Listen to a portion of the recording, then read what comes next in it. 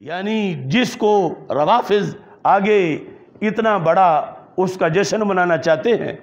اور یہ دیکھو الغدیر، یہ پہلی جلد ہے، ایسی 13 جلدیں انہوں نے، اتنا ان کا کو شرح صدر ہے جھوٹ بولنے میں.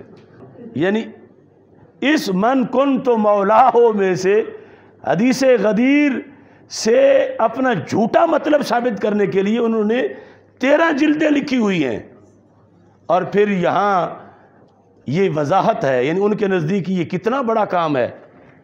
رسول اکرم صلی اللہ علیہ وسلم کا دنیا میں آنا ان کے بقول اتنا بڑا اعزاز نہیں تھا دنیا کا جتنی بڑی عید غدیر خم کی ہے. یہ پہلی جلد میں، دوسری جلد میں، یعنی ایک جگہ کہا یہ عید ہے، دوسری جگہ کہا یہ عید کبیر ہے، تیسری جگہ کہا یہ عید اکبر ہے. اب اکبر سے تو آگے چیز ہی کوئی نہیں، عید اکبر ہے. کیوں لکھا کہ اس دن اہل بیت کی خلافت کا اعلان ہوا جو کائنات کا سب سے بڑا مقصود ہے.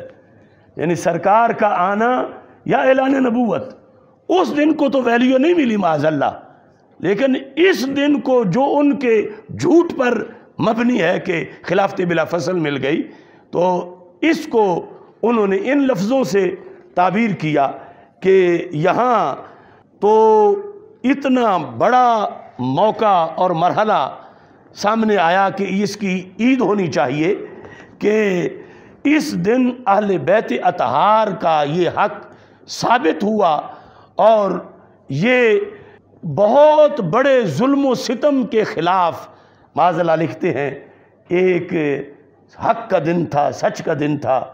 اور پھر آگے پتہ نہیں کیا کیا بکواسات انہوں نے اس پر لکھے.